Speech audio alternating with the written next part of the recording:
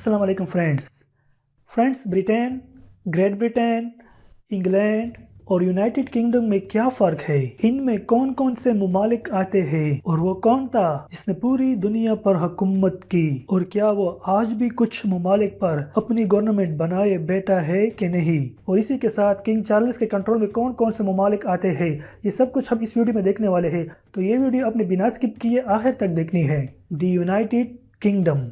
Friends, जिस तरह ये वर्ड इस्तेमाल हुआ है यूनाइटेड, मतलब ये बहुत सारे किंगडम को मिलाकर बनाया गया है। जिस तरह हम इस मैप में देख सकते हैं कि 4 डिफरेंट ममालिक को हम यूनाइटेड किंगडम बोलते हैं, जिसमें इंग्लैंड, वेल्स, स्कॉटलैंड और नॉर्थर्न आयरलैंड के नाम शामिल है। द यूनाइटेड किंगडम का कैपिटल लंदन है। फ्रेंड्स, शुरू में ये सारे ममालिक एक साथ नहीं थे, तो ऐसी क्या वजह बनी जिसकी वजह से ये सारे ममालिक आपस में यूनाइट हो गए? तो इसकी सबसे बड़ी वजह फ्रांस मुल्क है। फ्रेंड्स, आज से 500 साल पहले फ्रांस इन चारों ममालिक के खिलाफ बहुत सारी जंगें लड़ चुका था, जिसमें इंग्लैंड, वेल्स, स्कॉटलैंड और आयरलैंड के मुल्कों के नाम शामिल है। तो इसी बिना पर साल 1542 ईस्वी में इंग्लैंड और वेल्स ने आपस में इत्तेहाद कर लिया ताकि वो फ्रांस को इकट्ठे टैकल कर सके, और इस इत्तेहाद को किंगडम ऑफ इंग्लैंड का नाम दिया गया। साल 1707 ईस्वी में स्कॉटलैंड भी इस इत्तेहाद का हिस्सा बन गया और फिर इसका नाम किंगडम ऑफ ग्रेट ब्रिटेन रखा गया। साल 1801 ईस्वी में आयरलैंड भी इस किंगडम का पार्ट बन जाता है और इसके बाद इसका नाम United kingdom of great Britain and Ireland रख दिया जाता है। लेकिन फिर साल 1922 ईस्वी में आयरलैंड का बहुत सारा इलाका इस किंगडम से आज़ाद हो गया और उसने United kingdom of great Britain और आयरलैंड के इत्तेहाद को छोड़ दिया, जिसके बाद इसका नाम United kingdom of great Britain and northern Ireland बन गया। United kingdom of great Britain and northern Ireland में 4 ममालिक आते हैं, जिसमें इंग्लैंड, वेल्स, स्कॉटलैंड और नॉर्थर्न आयरलैंड के ममालिक शामिल है। इन चारों ममालिक के अलग अलग फ्लैग्स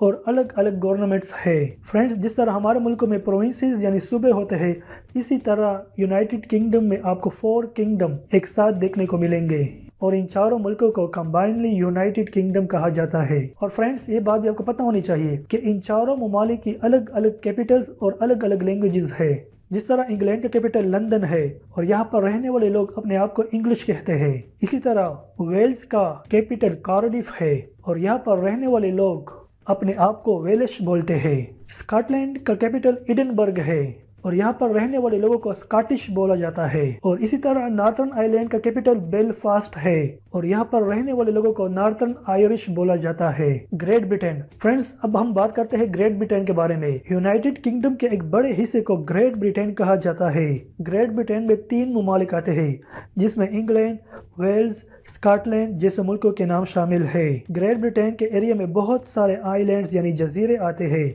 जिनकी तादाद 6000 से लेकर 7700 के दरमियान है और इसका रकबा 2,09,331 स्क्वायर किलोमीटर है। और फ्रेंड्स, अगर हम इसी तरह ब्रिटेन की बात करें तो इसमें सिर्फ 2 ममालिक आते हैं, इंग्लैंड और वेल्स। इन दोनों को कंबाइन करके ब्रिटेन का नाम दिया गया। और फ्रेंड्स, अभी जो ऋषि सुनक प्राइम मिनिस्टर बने हैं, वो क्या इंग्लैंड के प्राइम मिनिस्टर है, ब्रिटेन के प्राइम मिनिस्टर है, ग्रेट ब्रिटेन के प्राइम मिनिस्टर है या यूनाइटेड किंगडम के प्राइम मिनिस्टर है? तो फ्रेंड्स, इसका आंसर है कि वो यूनाइटेड किंगडम यानी इन चारों मुल्कों का प्राइम मिनिस्टर है और उसका ताल्लुक यूनाइटेड किंगडम के कंजर्वेटिव पार्टी से है।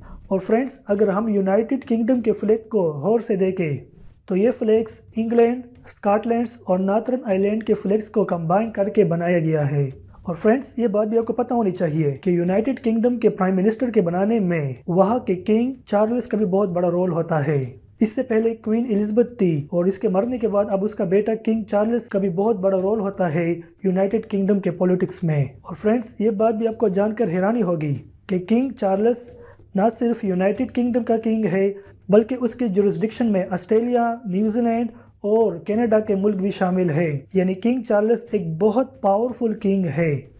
यानी वो एट अ टाइम ना सिर्फ यूनाइटेड किंगडम के पॉलिटिक्स को कंट्रोल करता है, बल्कि वो ऑस्ट्रेलिया, न्यूजीलैंड और कनाडा के पॉलिटिक्स को भी कंट्रोल करता है।